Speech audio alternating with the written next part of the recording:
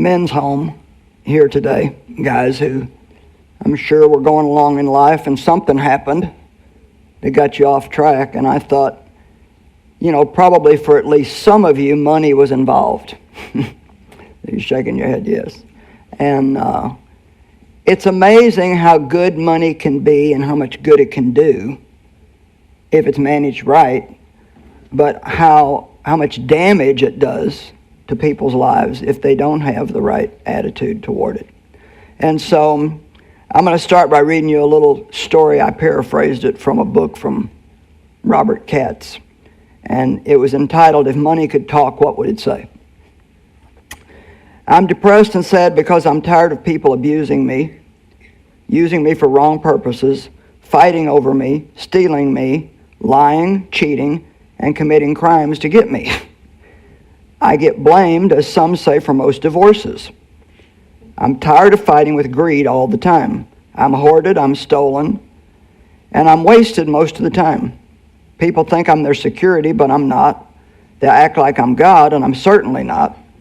I just wish people knew how much good they could do with me if they treated me right, and how blessed their lives could be. There are 2,000 Bible verses that talk about money. 2,000. Jesus talked more about money than he did heaven and hell put together. It's pretty amazing. It is really a very major part of our lives, and you have to know how to have a proper attitude toward it. 1 Timothy 6, 7 through 10. Something we really should just take a little time to sit and think about.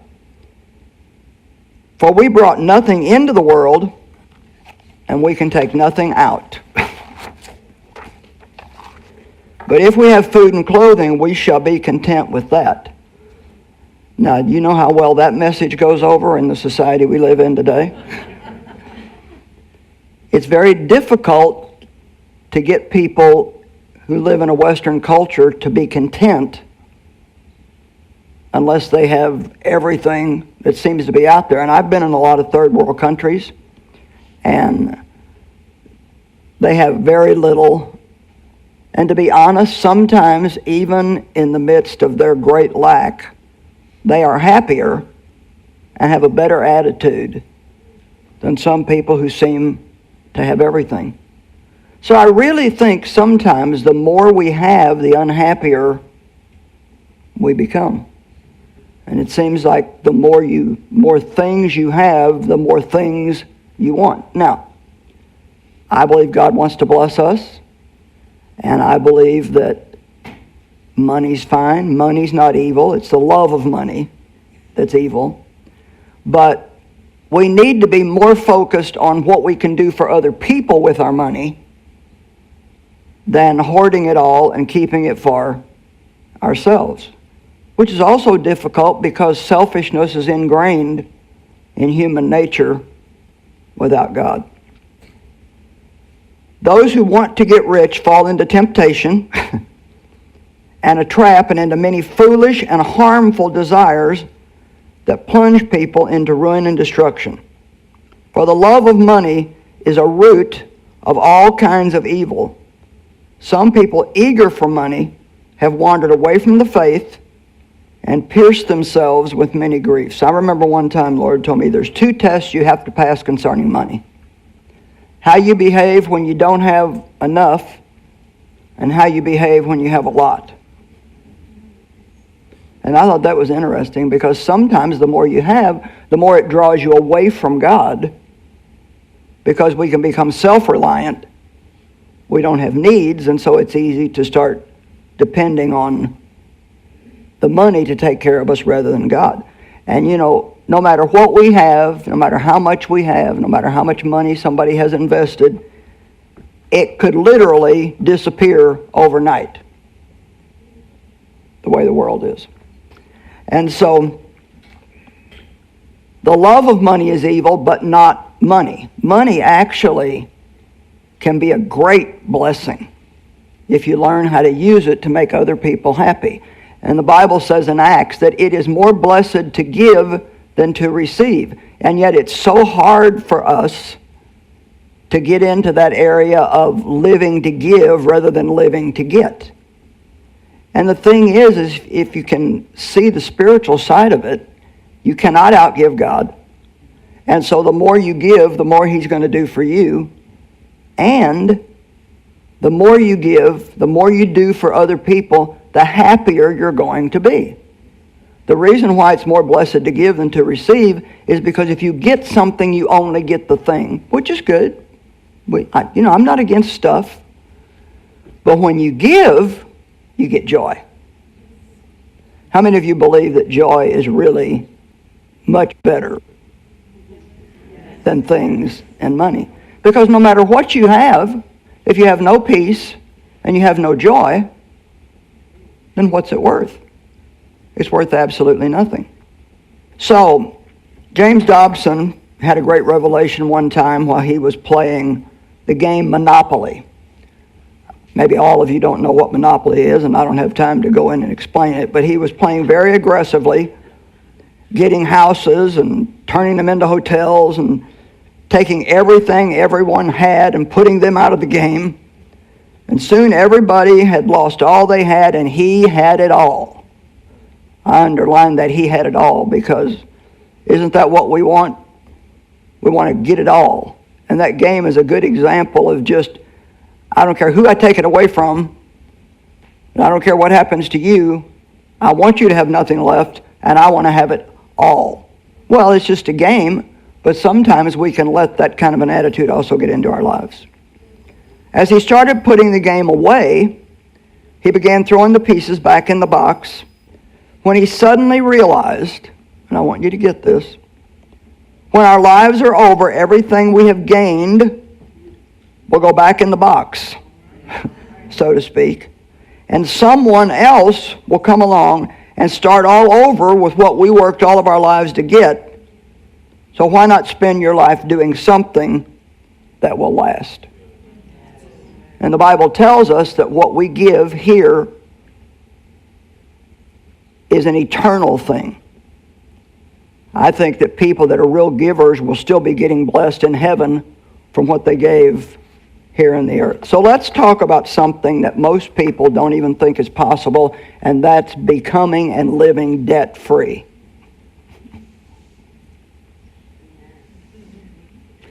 You can never do it if you don't believe it's possible. And so, all things are possible with God. You can live debt-free. Debt is very oppressive. It's a very heavy burden. Gives people nervous breakdowns, stress of all kinds.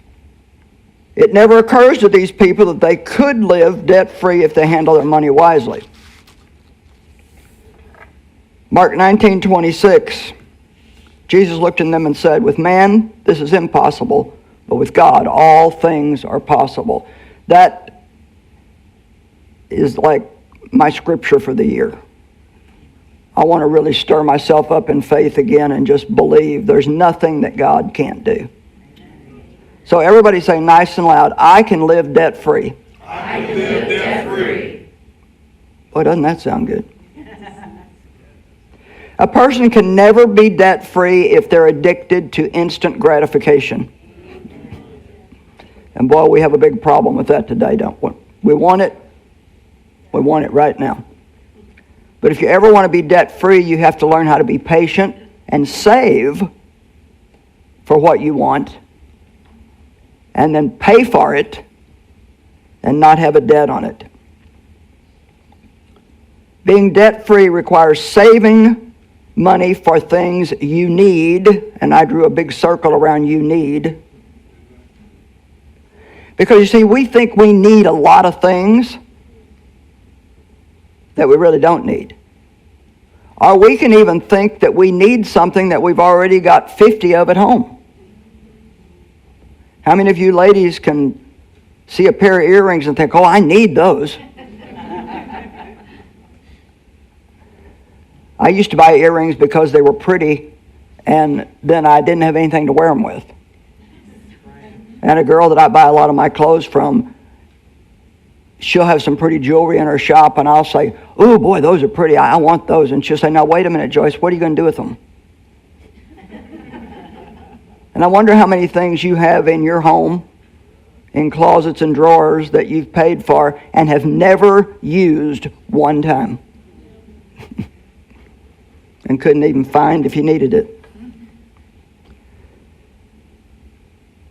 You have to stop spending everything you have and then borrowing more to get all these things that you want but really don't need. Now, credit cards are great if you can manage them, but to be honest, the only way that you should use credit cards, and it may take you a while to get to this point, is to not put anything on them that you cannot pay off at the end of the month. Use them for convenience only. Because what most people do is they run up this big credit card debt, and then they make the minimum payment. You know, people, you have to be an investor in life and not a gambler. You can't just do the wrong thing and gamble that you're going to get a right result, because you won't. I just wrote a book on Proverbs, and boy, I tell you, when you study Proverbs, I mean, you just come out with one conclusion. The wise man is going to prosper, and the fool is going to have nothing but a mess in their life, in every single area of their life. And to me, this is my own definition, but I say that wisdom is doing now what you'll be happy with later on. And foolishness is having this need for instant gratification and doing things that really just are not wisdom. So you cannot be addicted to instant gratification. When we borrow money, we are spending tomorrow's prosperity today. So think about that. And then when tomorrow comes, we have to borrow to pay what we owe. And so it just keeps an unhealthy cycle going in our lives, because we're always have already spent what we're working for. So then when it comes time to pay the bills that you have to pay and buy the things you have to have, then you have no choice but to borrow more money, because you've got to use the money you have now to pay for what you bought way back there somewhere. And once again, so much of this is due to instant gratification and not really thinking about, do I need this? Now, there's nothing wrong with buying some things that you want, but I will say this: if you're already head over heels in debt, you don't need to be buying a lot of what you want. You need to really just be buying what you need. It's kind of like if you live an unbalanced life over here, you've spent money that you don't have, then to overcome this over on this side, you're going to have to do without some things for a while in order to get your life back in balance. Things are not nearly as important as we think they are. Dave Ramsey presents a brilliant plan to getting out of debt. And I hope I say it right, but just remember that name, Dave Ramsey. He's probably the premier teacher on finances today. Lots and lots of wisdom. He's got a TV show, I think a radio show, and plenty of books. And he says that what you do is if you're in debt, you pay off the smallest debt first, because then you feel good that you paid off a debt. But then let's just say the payment on that debt was $50 a month. But then you don't say, oh boy, I've got $50 a month more now to spend. What you do is you take that $50 and you add it to the payment on the next smallest debt. So say you have another debt that the payment's $45. Well, now instead of paying $45, you pay $95 a month on that. Then when those two are paid off, you take the money from those two and you add it to the next one. And it may take 2 years. It may take 5 years. But let me ask you something. Is doing that for 2, 3, 4, 5 years better than being in bondage all of your life and continuing to keep the same ridiculous cycle going all the time? Everybody say, I can live debt-free. I can live debt-free. Now, let's just throw the word suffer out for a minute. Not a word we like.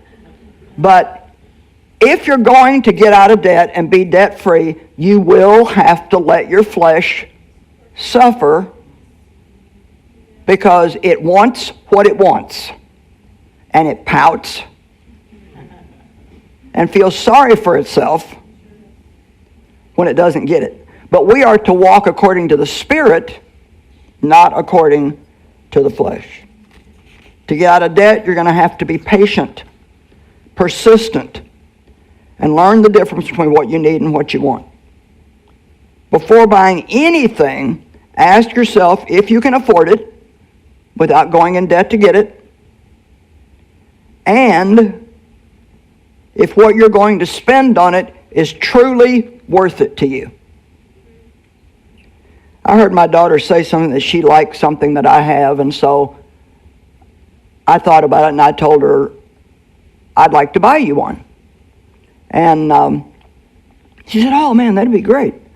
And she called me the next day and she said, you know what, I've decided not to let you buy me that. And I said, well, why not? I mean, who wouldn't want a free gift? And she said, you know what, I thought it over, and she said, yeah, I would like it, but she said, it's not worth it to me, the amount of money that it costs. And she said, I want to use your money the same way I would use mine. Now that's a smart kid. And so I want to say something, and I want you to remember this. You can't just expect money, you have to respect money.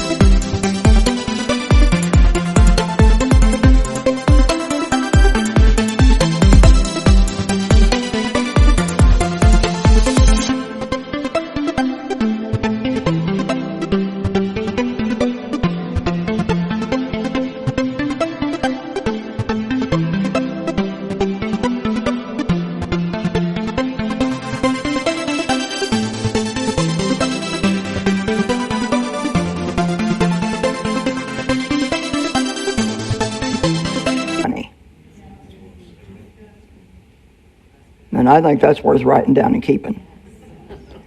You can't just expect money. You have to respect money. And respecting money means that you don't just use it frivolously. You know, if you're going to spend $20, I don't think you have to have a prayer meeting about it and wait 4 days. I mean, unless you don't have the $20, then you do. But if you're going to buy anything that's any sizable amount of money, I strongly suggest that you sleep on it for a night. Because when you're looking at something in the shiny case or the showroom floor, can I tell you something, ladies? It won't look as good on you as it did on the model. And it doesn't shine as much when you get it home as it did in the jewelry store. I bought a piece of jewelry one time at a jewelry store, and I just thought it was beautiful. When I got it home, I thought, this is not as pretty as I thought it was. And I couldn't figure that out. And then somebody said, well, don't you realize that they've got those lights set just right behind glass? Makes it look a lot different there than it's going to look when you get it home. And so I took it back and got my money back. You know, that new car on the showroom floor, and don't think they don't place the lights just right too. Oh my gosh, it looks so good, and it's clean. There's not a tiny little bit of dirt on it, and you think you just have to have it. But what's it going to look like in a year when you have it full of fast food wrappers and haven't washed it in a long time? And now you're stuck with what now if you buy a car? 7 years of payments sometime? If you're going to buy something on credit, you need to ask yourself, do I want to be paying for this for 7 years? Or would I rather wait? Money has a great temptation attached to it. And greed, I think, can get all of us unless we fight it. And the only way that I know how to fight greed is with generosity. I think if you're a generous person, then greed cannot get you. So don't just expect money, but respect money. Luke 14, 28 and 29. Suppose one of you wants to build a tower. Won't you first sit down and estimate the cost to see if you have enough money to complete it? But if you lay the foundation and are not able to finish it, everyone who sees it will ridicule you. I remember a subdivision that we drove by occasionally when we were in this certain area on our way back and forth to the airport. And it had a great entrance, and there was partial of 2 houses built in there, and it just, nothing. It never, what happened, we'd say? Well, obviously, they committed to something that they didn't have enough money to finish. And so it looked ridiculous with this beautiful front and 2 half-built houses. And to be honest, when we spend all this money on credit and then maybe end up having to file bankruptcy, I know some people have to do that. I'm not trying to make anybody feel bad, but that's something that we should not let ourselves get in that kind of a mess to have to do. Because we always should be responsible to pay our bills. If you're going to make a debt, pay it and pay it on time. Before you borrow money for any item that's expensive, think about it. I tell this story sometimes. I'd saved up, I think it was $300. I don't remember. If you hear me tell it on another teaching, it'll probably be $200. But today it feels like $300. And